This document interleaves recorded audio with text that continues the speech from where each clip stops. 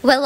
Hello mga Bebshi! Napakaganda ng araw ngayon, kaya naman ay magluluto tayo din ng masarap na merienda at pwedeng pang negosyo. Ang sarap-sarap nito mga Bebshi, kung hindi mo pa ito nasubukan sa kalabasa, well, gawin nyo na din ito. Ang ating gagawin ngayon na recipe ay puto kalabasa. Ganyan lang kaliit na kalabasa, makakagawa na tayo dito ng masarap na puto. Simulan na natin ang paggawa. Dito sa ating mixing bowl, maglagay tayo dito ng 2 cups ng cake flour. Isif lang natin ito mga Bebshi para talaga walang buo-buo. Sunod ay lagyan natin ito ng 1/2 cup ng powdered milk. Any brand ng powdered milk pwede dito mga Bebshi. Maglagay na din tayo dito ng 3/4 cup ng white sugar. Tapos 1 tablespoon plus 1 teaspoon ng baking powder. Pambalanse din ng lasa, lagyan natin ito ng 1 teaspoon lang ng salt or asin. Halu-haluin lang natin itong ating mga dry ingredients gamit itong ating wire whisk. Pagkatapos natin itong na-mix mga Bebshi, set aside na din natin ito tapos gagawin na natin itong ating dry ingredients. Gagamit tayo dito ng food processor or blender. Ilagay lang natin itong 1 cup ng kalabasa and then lagyan natin ito ng 1 1/2 cup ng milk or evaporated milk. I-blend na natin ito para maging pino. Pagkatapos mga Bebshi ay pwede na din nating ilagay ito dito sa ating dry ingredients. Masyado nga lang maliit itong aking mixing bowl mga Bebshi pero carry na yan. Simulan na natin itong i-mix gamit itong ating spatula. At dapat naka-cut and fold lang ang ating pag-mix dito mga Bebshi. Pwede pala natin itong gawin sa kalabasa at sobrang sarap talaga. At nang na-mix na ito mga Bebshi, lagyan natin ito ng 1 tablespoon ng melted butter, 1 teaspoon ng vanilla extract. Tapos lagyan natin ito ng isang itlog. Tapos i-mix lang natin ito mga Bebshi. Make sure na hindi na overmix itong ating mixture. Well, I recommend na gawin nyo itong ating recipe ngayon mga Bebshi dahil ang sarap talaga nito. Akalain nyo kumakain lang kayo ng puto pero may kalabasa pala yan. Kung sawa na kayo sa puto cheese at ubi puto cheese, well, subukan nyo din itong gulay na puto at sigurado talaga akong masarap to. Para sa molder naman na ginamit ko mga Bebshi ay large size itong aking ginamit. Nilagyan ko na nga din yan isa-isa ng mixture tapos sa top naman ito ay lagyan natin ng cheese. Sunod ay i-arrange na natin siya isa-isa dito sa ating steamer. Kung mahilig naman kayong magnegosyo ng mga ganitong kakanin mga Bebshi, puto, subukan nyo na din ang ganitong flavor dahil sigurado talaga akong masarap at tatanungin ka talaga nila kung anong nilagay mo dito na ingredients. Well, kalabasa lang naman pero magiging extra special at sobrang sarap. Isinalang ko na nga din dito sa kumukulong tubig at i-steam natin to for 15 minutes. Sa medium setting lang na apoy mga Bebshi. Tapos magdedepende yung minuto sa molder na inyong ginagamit. After 15 minutes, ayan na ang ating kalabasa puto. And then, hahanguin na natin ito. By the way mga Bebshi, bago pala natin ilagay dito sa ating mga molder itong ating mixture, ay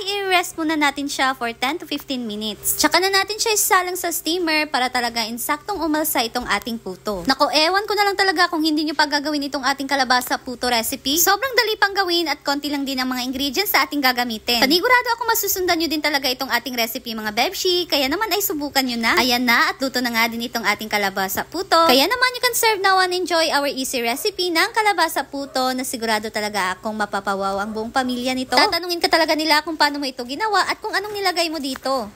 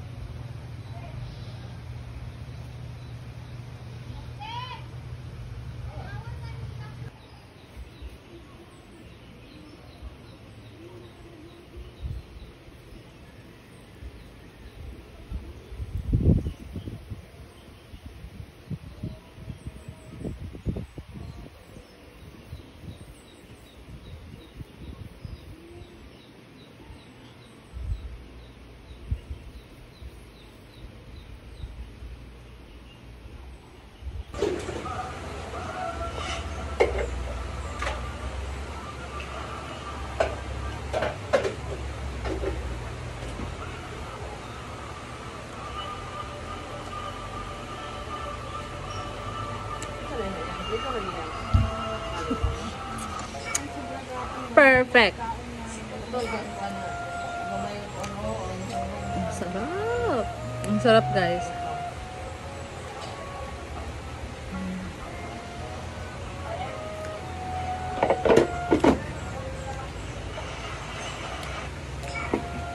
Try nyo din to.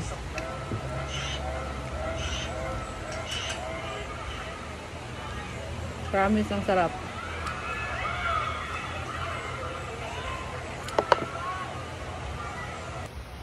Tumikim si Donna, guys. Ano masasabi mo? Ang sarap. Akala ko ano, tik-tik ba? Ganon.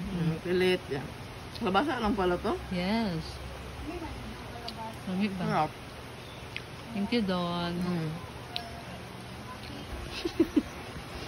So, let's taste kalabasa. Ay, ang kalabasa kasi is one of my favorite kapag gata.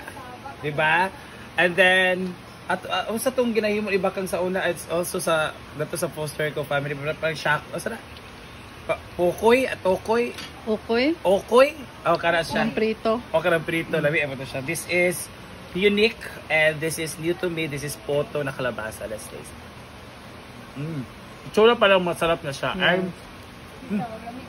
Kalabasa dyan ang lami. What did you put here?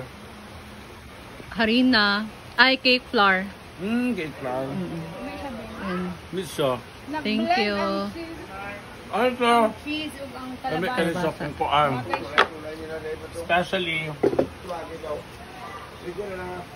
putong dami kanin sa sagot, kanang ipari sa ano, ni Japer nga business ba? No? Puti lang na. Gira kung dako ang steamer. Mausap, ang gamay ka itong steamer. Congrats, Bia! Thank you. Thank you, te. Thank you for watching.